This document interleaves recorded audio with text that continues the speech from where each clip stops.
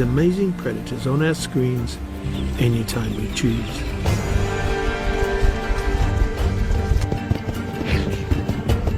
But until quite recently, we knew practically nothing about them.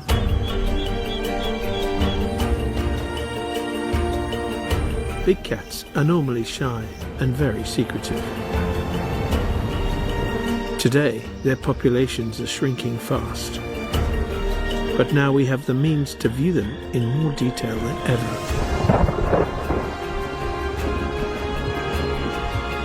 And learn the intricacies of their lives.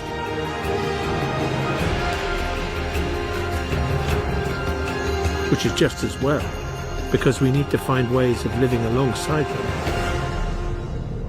before they disappear forever.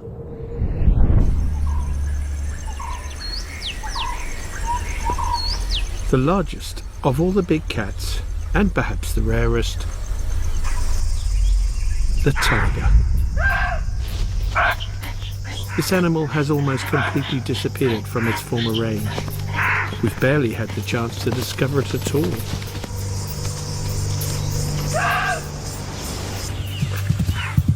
Modern technology gives us the opportunity to reveal the real tiger before it's too late.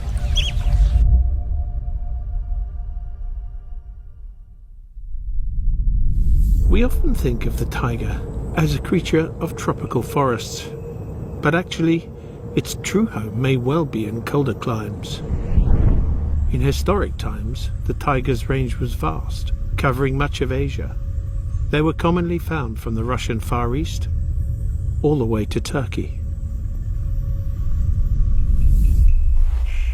Today, only 500 or so of these Siberian tigers survive in the Amur region of Russia.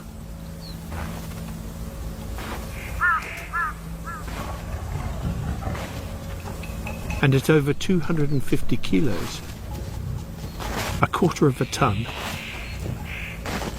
this tiger subspecies is the largest of all cats.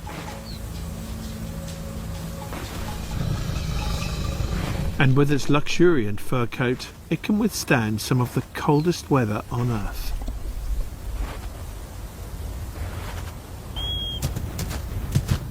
Like other members of the cat family, tigers get their phenomenal strength from special muscle known as very fast twitch muscle. But the tiger also has more endurance muscle than the other big cats, so can sustain a long chase. Which is just as well. Here, much of the tiger's original prey has been hunted out. Eurasian elk and other deer only survive in low densities.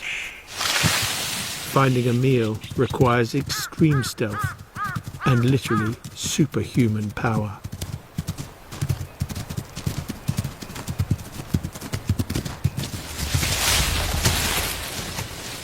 Today, Amur tigers inhabit an area of some 40,000 square miles, which works out at about 200 square kilometers per tiger. Just 200 years ago, there were hundreds of thousands of tigers in the world. Over the last century, they've experienced an almost total population crash. And at least 97% of those tigers have gone. Today, just under 4,000 remain. But not all of these tigers live as thinly spread as the Amur tigers. In the Tarai Arc of India and Nepal, a few fragments of the tiger's original tall grassland habitat support the densest populations of tigers. And they share these tall grass savannas with some of the most endangered wildlife on the planet. This habitat is very good, like a mosaic habitat. They have a grass, here is a grass, jungle, tall grass and water. This is a very good habitat for tiger also. The few fragments of the Tarai that still survive contain some of the most diverse habitats in Asia. A mixture of grasses, scrub, forest, swamp forest and river creates a richness and intensity of life that has all but disappeared.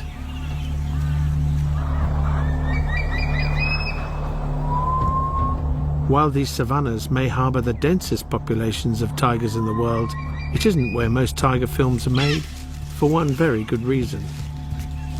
It's almost impossible to see tigers here at all.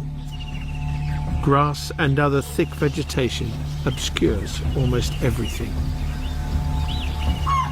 Only the very biggest animals are visible. Wild water buffalo, the largest of all buffalo, are rarer even than tigers. At over a ton in weight, with huge tiger-ready horns, these would be a daunting prospect for the biggest of all cats. Even more massive than the buffalo are gaur, the closest wild relative of the extinct aurochs that tigers once hunted in the north. At over 2 meters high at the shoulder and 50% heavier than even the American bison, they dwarf domestic cattle. And yet, wherever gaur are found, they are definitely on the tiger's menu.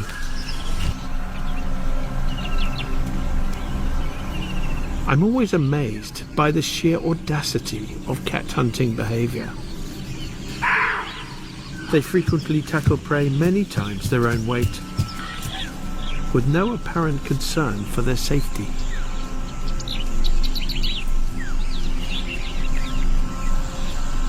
The gaur's height gives them a good view over the grass.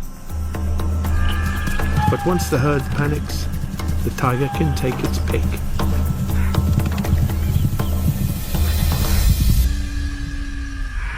This isn't an animal that a lion could tackle on its own. And yet this tiger has brought down an animal 6 times her weight, and then drags it using only her teeth.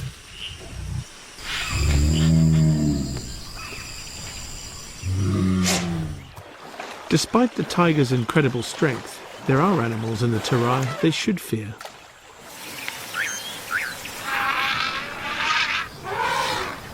Elephants can be a bit of a problem, terrorizing tigers whenever they meet them.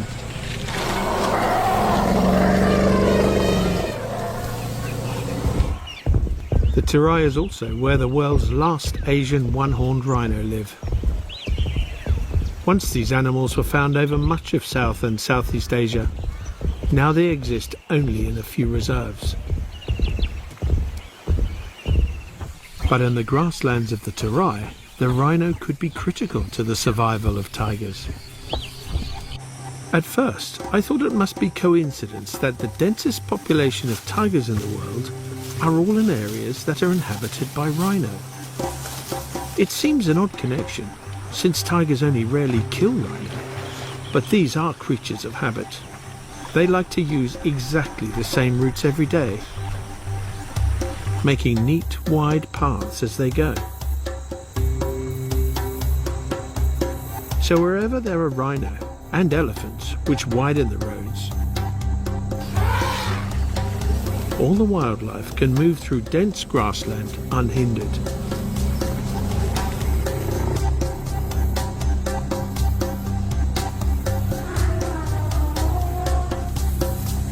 Tiger footprints are frequently found on these rhino roads. The resulting network is as complex as any city, and just like in a city, if a tiger remembers a route, it can move quickly and efficiently from A to B. The combination of the trail-making megafauna, along with regular flooding which brings extra nutrients, allows this habitat to support large herds of potential tiger prey.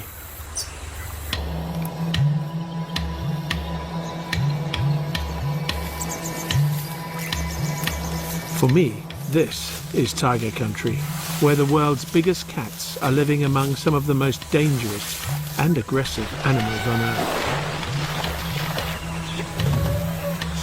It's a real privilege to spend time in this almost extinct wildlife community, looking for the tiger mother and her 2 almost full-grown cubs I was told were in the area.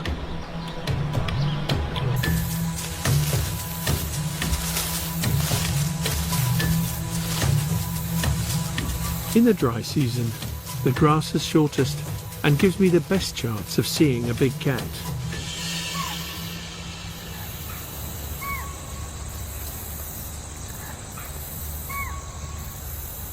In this small corner of Bardia, there are so many tigers they have just 5 square kilometers per cat, and are surviving on a fraction of the land area needed by their Russian cousins. But it doesn't mean they're easy to see.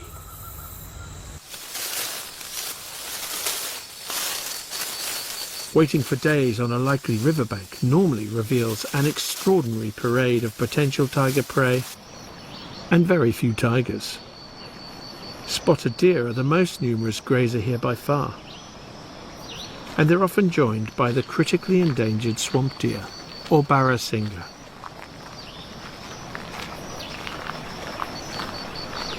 Rhinos would make scarily close passes,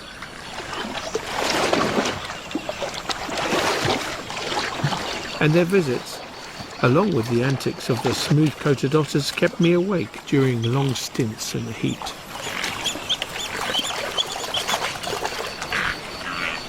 When not in the water, the otters love a bit of croc bothering.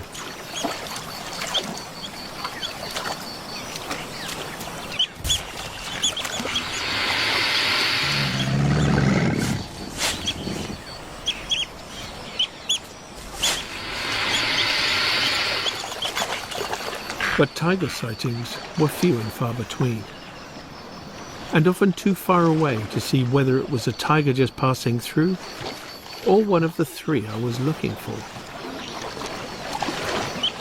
Days would pass between visits. When a tiger did show itself, the pattern was usually the same. The sound of distant alarm calls of spotted deer would alert the other animals.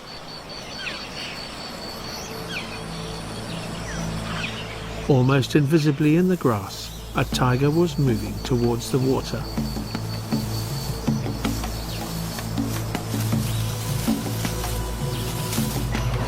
The animals would react and clear the area before the tiger would suddenly appear on the bank.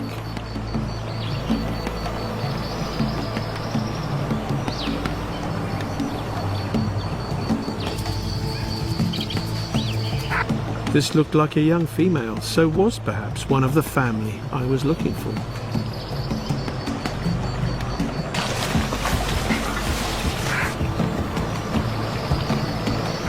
A young bull elephant paid no attention whatsoever, but she still gave him a warning just in case.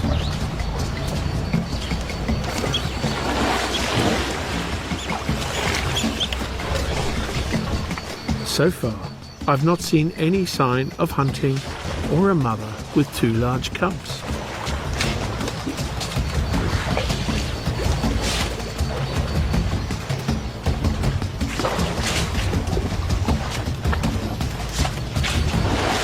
But when all settled down, this cat immediately goes into stalking mode.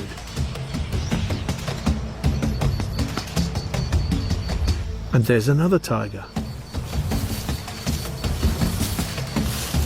The otters start to get nervous. The first tiger knows there's something there and hides. And now the second tiger appears, also a young female. Hearing a sound behind the tuft of grass, the second tiger stalks in for a closer look.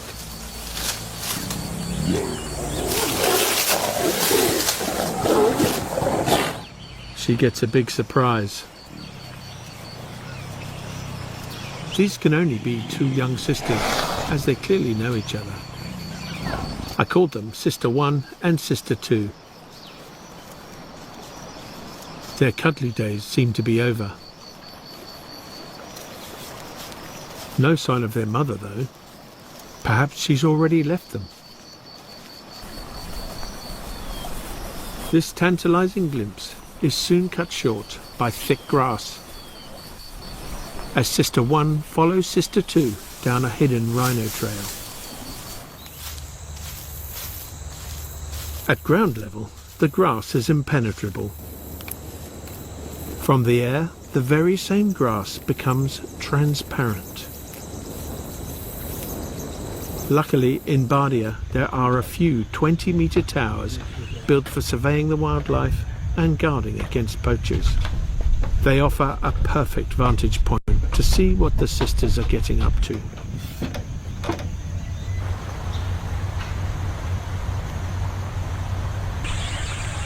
There's Sister 2 with her pride back after some deer. Now we can see more than she can. Those deer in the open are safe. Those in the grass could be in trouble. However, I'm told this youngster is only 26 months old, so is probably a novice when it comes to stealth and patience. Even though the deer are running close to her, they don't know exactly where she is. And the tiger can't see exactly where the deer are. She has to rely on hearing.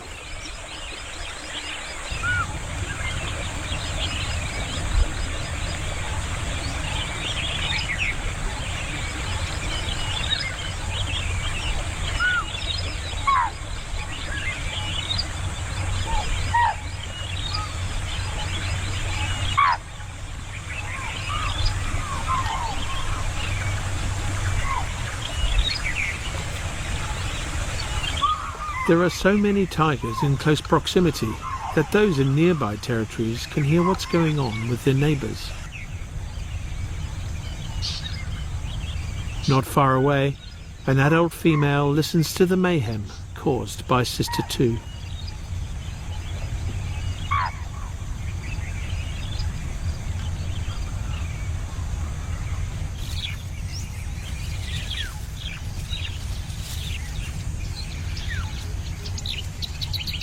On the other side of the tower, we spot a distant male watching and listening.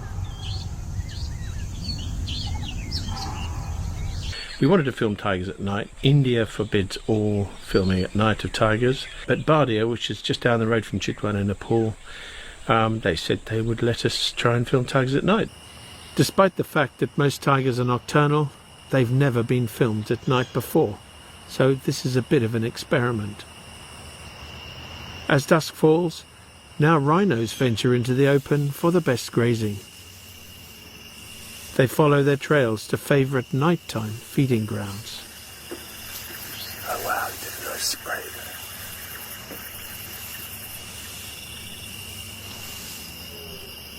there. By 7 p.m, the waxing moon is now the only illumination over the grasslands. This is where the new technology comes in. We have a super-sensitive starlight camera, which can see in moonlight, perhaps as well as a tiger. We also have a thermal camera which detects the heat from animal bodies. A group of deer have gathered where the grass is short and where they can see what's going on. The rhinos seem nervous. It's surprising these 3-ton giants would be worried about tigers. They have skin 2 inches thick, as well as special sharp teeth for fighting. But they're clearly upset about something.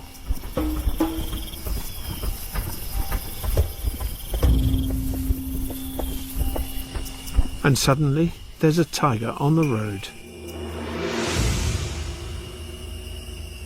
It's Sister 2 again.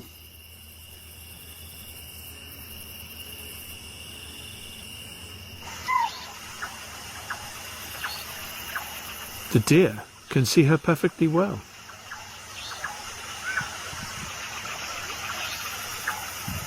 To my knowledge, this is the first time a tiger has ever been filmed in moonlight.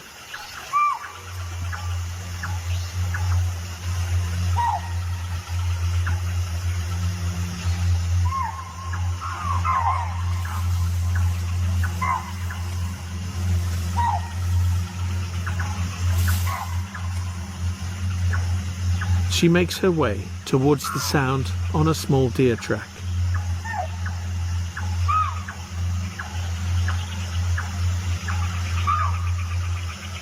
At her eye level, she can barely see the deer, but of course she can hear them. The deer can just see her.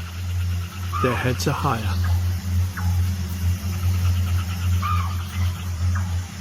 We also have amazing high-resolution camera traps placed on various trails around the tower.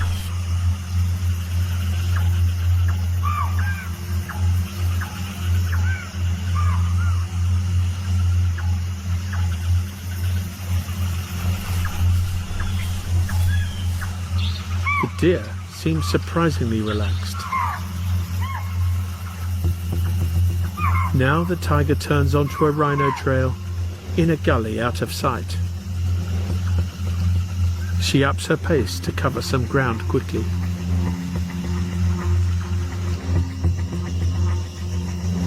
When she emerges at the other end, it's as if the deer were expecting her.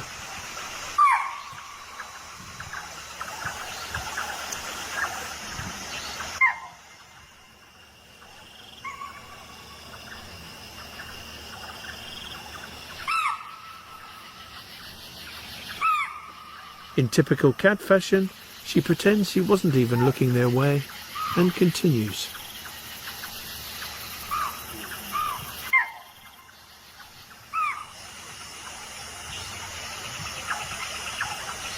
It's hard to tell whether this was a serious attempt or just a cub practicing its moves.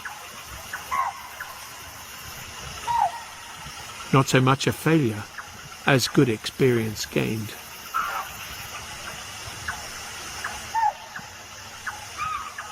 Once the moon sets, it becomes very dark.